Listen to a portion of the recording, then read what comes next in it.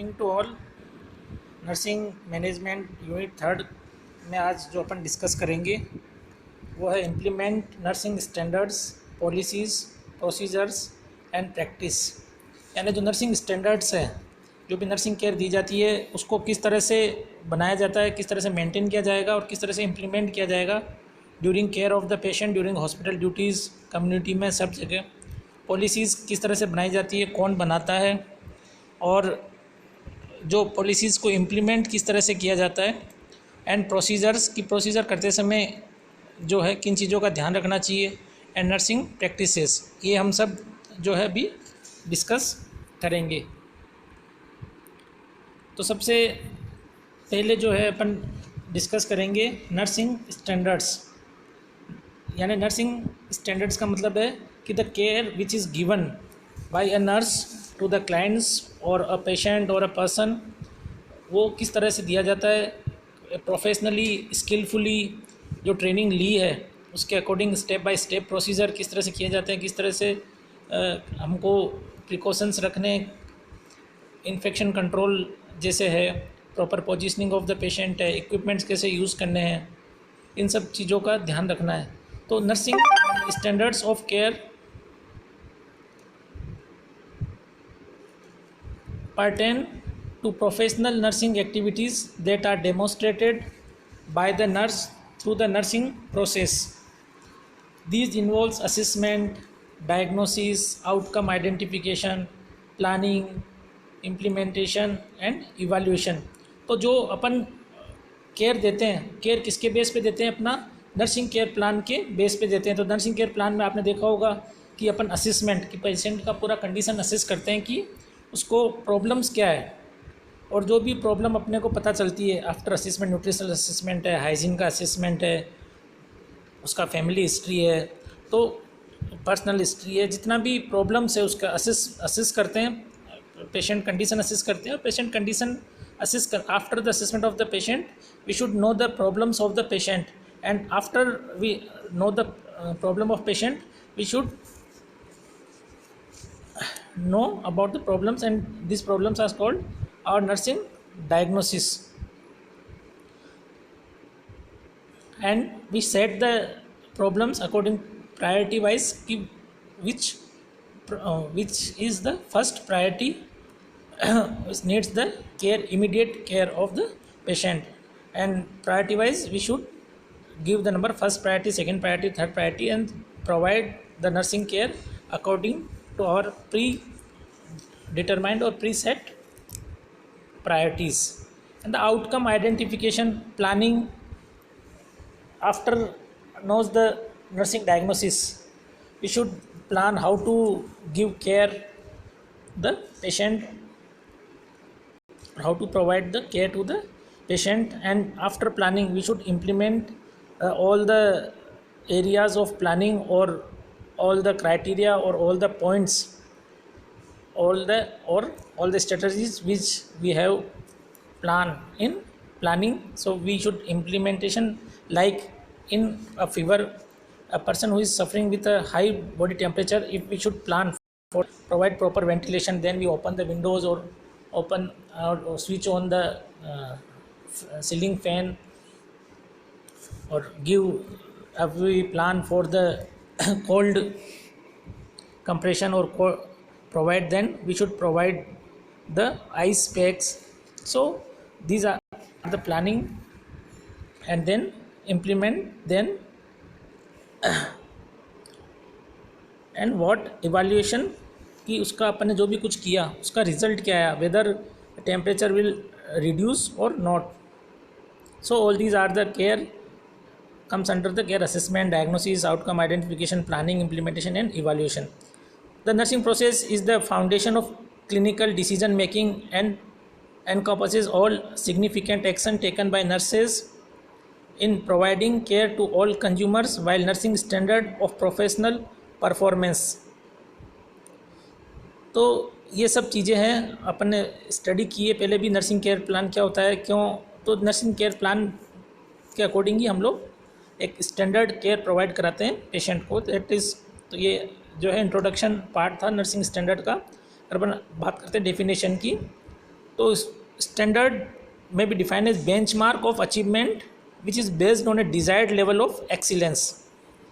तो जो भी अपन ने चाहते हैं, अपन ये चाहते हैं भी पेशेंट का टेम्परेचर रिड्यूस हो या एंजाइटी रिड्यूस हो, तो या पेशेंट को इन्फेक्शन कंट्रोल हो या न्यूट्रिशनल इम्बेलेंस जो है वो प्रॉपर हो, तो जो अपन ने प्लान किया है, जो अपनी प्लानिंग है कि भाई ये रिलीफ मिलना चाहिए, तो वहाँ से जो है वो अचीवमेंट जो है डिजायर्ड लेवल पे जो अचीवमेंट मिलेगा वो किससे मिलेगा? अपना जो नर्सिंग केयर प्लान प्रॉपर होगा, है ना, नर्सिंग स्टैंडर्ड जो है प्रॉपर होगा, तभी अपन वो अचीव कर सकते हैं जो भी अपन ने गोल डिसाइड किया है।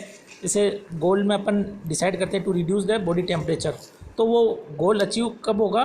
जब अगर होता है और अच्छे प्रॉपर वे में होता है। It means we do our work with standards, proper nursing standards. Now we comes on importance of nursing standards. Nursing standards को क्या क्यों ज़रूरी है, क्या इम्पोर्टेंट है? तो आपने देखा होगा नर्सिंग स्टैंडर्ड्स का बहुत इंपॉर्टेंट है, क्योंकि फर्स्ट इम्पोर्टेंस ये है, outlines what the profession aspects of its member. कि नर्सिंग स्टैंडर्ड से पता चल जाता है कि जो भी प्रोफेशनल्स हैं, प्रोफेशनल नर्सेज है, डॉक्टर्स है, उनसे क्या एक्सपेक्ट किया जाता है, किस प्रकार का केयर एक्सपेक्ट किया जाता है, बिहेवियर एक्सपेक्ट किया जाता है।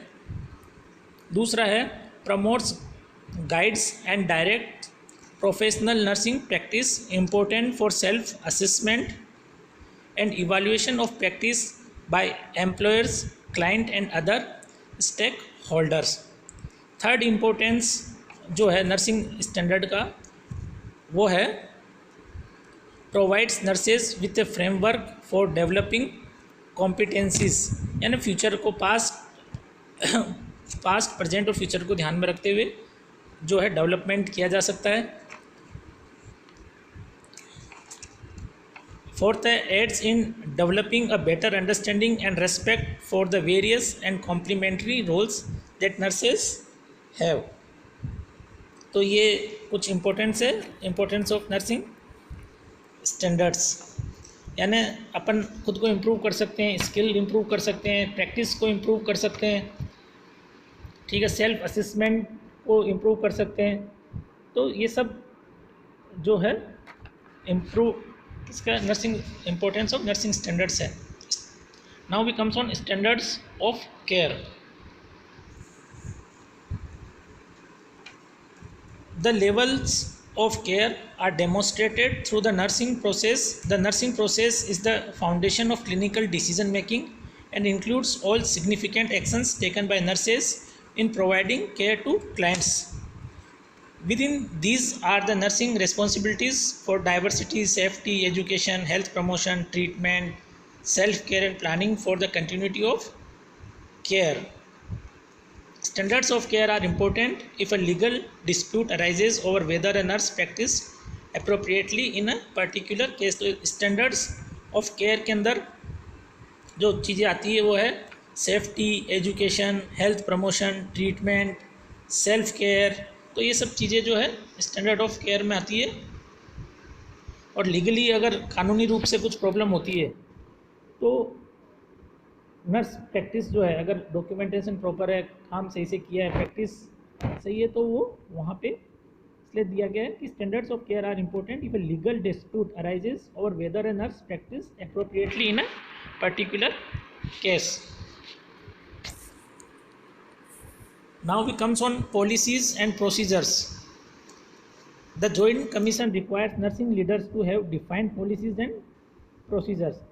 भाई कुछ पॉलिसीज़ जो है वो बनाई जाती है कि प्रैक्टिस किस तरह से किया जाए, स्टैंडर्ड किस तरह से मेंटेन किया जाए, कौन कौन से एस्पेक्ट, लीगल एस्पेक्ट रहेंगे, और पॉलिसी के दौरान पॉलिसी बनाते समय उन सब चीज़ों का ध्यान रखना है। और प्रोसीजर्स किस तरह से किए जाएँ, जैसे अपन पॉलिसी बनाते हैं कि भी कुछ भी करने से पहले अपने को पेशेंट से सिग्नेचर करवाना है या अटेंडर से सिग्नेचर करवाना है। तो all these are the part of policies. और प्रोसीजर जो है एक साइंटिफिक प्रिंसिपल बेस्ड प्रोसीजर्स किए जाते हैं ताकि किसी के लिए हार्मफुल ना हो। तो ये कुछ एग्जांपल्स है, जैसे तो the joint commission requires nursing leaders to have defined policies and procedures. तो नर्सिंग लीडर्स जो है, जो कि नर्सिंग के अंदर जिन्होंने प्रैक्टिस करते 10 साल हो गए, 5 साल हो गए, नर्सिंग सुपरिटेंडेंट है, प्रिंसिपल्स है, असिस्टेंट नर्सिंग सुपरिटेंडेंट है, उनको जो है ये काम दिया जाता है पॉलिसीज़ बनाने का और पॉलिसीज़ और प्रोसीजर्स का काम उनको दिया जाता है। तो which detail common nursing practices available on every hospital unit, these policies and procedures are typically developed by a committee of nurse and other care givers. तो जो भी पॉलिसीज़ है वो और प्रोसीजर्स है वो बनाए जाएंगे, डेवलप किए जाएंगे, इम्प्लीमेंट किए जाएंगे। उसके पहले जो बनाए जाएंगे वो किसके द्वारा बनाएंगे? Committee of nurses and other care givers. The nursing superintendent must sign on all nursing policies and procedure. तो जो भी डिस्कस करने के बाद कमेटी के द्वारा जो भी पॉलिसीज़ एंड प्रोसीजर्स बनाए जाएंगे उनके ऊपर नर्सिंग सुपरिटेंडेंट, जो कि सबसे हायर पोस्ट रहती है किसी भी हॉस्पिटल के अंदर, वो उनको रीड करेगा, उसके बारे में स्टडी करेंगे, हर चीज़ को चेक करेंगे और उसके बाद they must sign on all nursing policies and procedures. Policies are what you will do. मतलब पॉलिसी के अंदर अपन ये करते हैं कि अपने को क्या क्या चीज़ें करनी है, फ्यूचर को ध्यान में रखते हुए पॉलिसीज़ डिज़ाइन की जाती है। और procedures how you will do it, मतलब पॉलिसीज़ है कि अपने को क्या करना है और प्रोसीजर है अपने को किस तरह से करना है। For example, a policy might read do not change linen every day on the medical surgical unit unless the linen is soiled. The procedures for this policy would then detail, for example, how many pillows to put on each bed and whether to use a draw sheet. So this is the example for policy and procedures. तो policy क्या है कि अपने को क्या करना है और प्रोसीजर है कि किस तरह से करना है। यानी policies are what you will do and procedures are how you will do.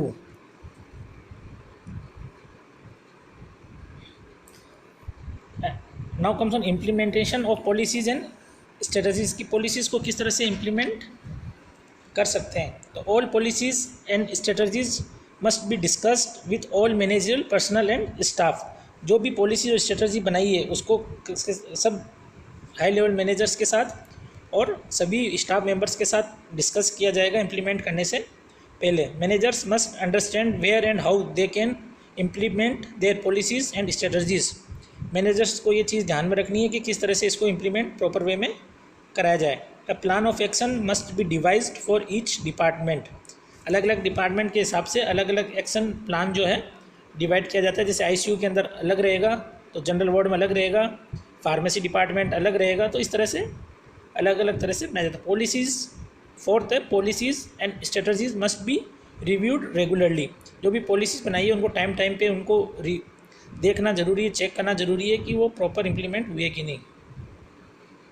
Assessments of progress और to be carried out regularly by top level managers. Top level managers का काम है कि वो टाइम पे जो प्रोग्रेस है उसको चेक करते रहें। A good environment and team spirit is required with in the business. तो एक अच्छा एनवायरनमेंट और टीम स्पिरिट प्रोवाइड कराया जाए to implement policies and strategies. The missions, objectives, strengths and weakness of each department must be analysed to determine their roles in achieving the business mission.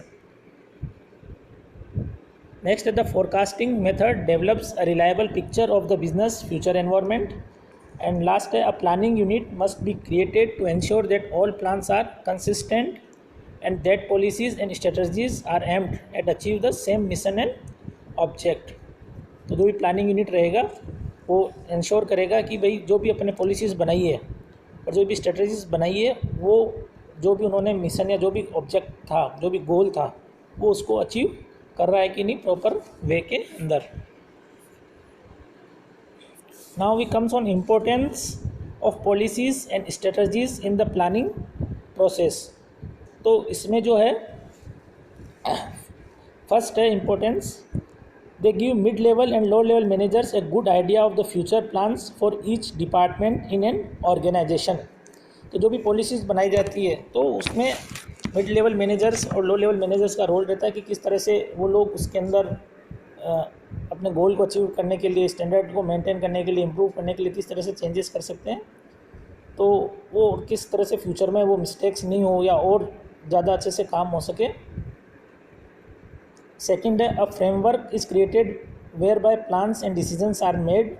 And third है, mid and lower level managers में add their own plans to the business strategic ones. तो इसमें जो सबसे ज़्यादा benefit रहेगा वो mid level और लो लेवल मैनेजर्स को रहेगा, क्योंकि वो ही एक्चुअली काम करते हैं, फील्ड में काम करते हैं, वार्ड्स में काम करते हैं, यूनिट्स में, अलग अलग यूनिट्स में सुपरवाइज़ करते हैं, काम करते हैं. तो उनको पता रहता है कि किस तरह से प्रॉब्लम अराइज हो सकता है, किस तरह से अपन स्ट्रेटजी को या पॉलिसीज़ को चेंज कर सकते हैं, क्योंकि फ्लेक्सिबिलिटी ज़रूरी है पॉलिसी के अंदर, स्ट्रेटजी में. तो वो वहाँ पे जो है कुछ भी चेंजेस करना हो तो वो कर सकते हैं, खुद का जो पॉलिसी है ऐड करके कर सकते हैं. Now we comes on nursing practice. Nursing practice है ना, जो भी नर्सेज है, जो भी रजिस्टर्ड नर्सेज है, वो लोग जिस तरह से काम करते हैं, है ना, वो सब किस में आता है, नर्सिंग प्रैक्टिस में. तो registered nurses are license to provide certain types of patient care without a physician's prescription. यानी नर्सेज फ्री रहती है कि फिजिशियन के प्रिस्क्रिप्शन के बिना भी केयर प्रोवाइड करा सके. जैसे एक एग्जांपल है, one example is skin care for immobile patients. Nurses have policies and procedures about how often they turn patients and how they protect bony prominence to prevent decubitus ulcers which usually happen where bones are close to the skin. And अगर nurses को ये लगता है कि कोई व्यक्ति लंबे समय तक बेड रिटर्न पेशेंट है, इमोबाइल है ना, चल फिर नहीं रहा है, जैसे अनकॉन्शियस पेशेंट है, पोस्ट ऑपरेटिव पेशेंट्स हैं, तो नर्स को पता है कि इसको डेक्यूबिटिक अल्सर से बचाने के लिए, डेक्यूबिटस अल्सर से बचाने के लिए इसको 2 आवरली फ्रिक्वेंट पोजीशन चेंज करना है, बैक केयर देना है. तो इसके लिए उनको प्रिस्क्रिप्शन की ज़रूरत नहीं है, वो खुद ट्रेंड रहते हैं, उनको पता रहता है, उनकी प्रैक्टिस में ये चीज़ शामिल है कि वो ये काम कर सकते हैं स्किन को प्रोटेक्ट करने के लिए. Nursing interventions are specific healing procedures developed logically from ideas about nursing care और फ्रॉम ऑब्जर्वेशन इन प्रैक्टिस. तो नर्सिंग इंटरवेंशन जो है, नर्सिंग इंटरवेंशन मतलब जो भी प्रैक्टिस कर रहे हैं, जो भी काम कर रहे हैं, वो सब का है नर्सिंग इंटरवेंशन है, जो कि डेवलप्ड लॉजिकली.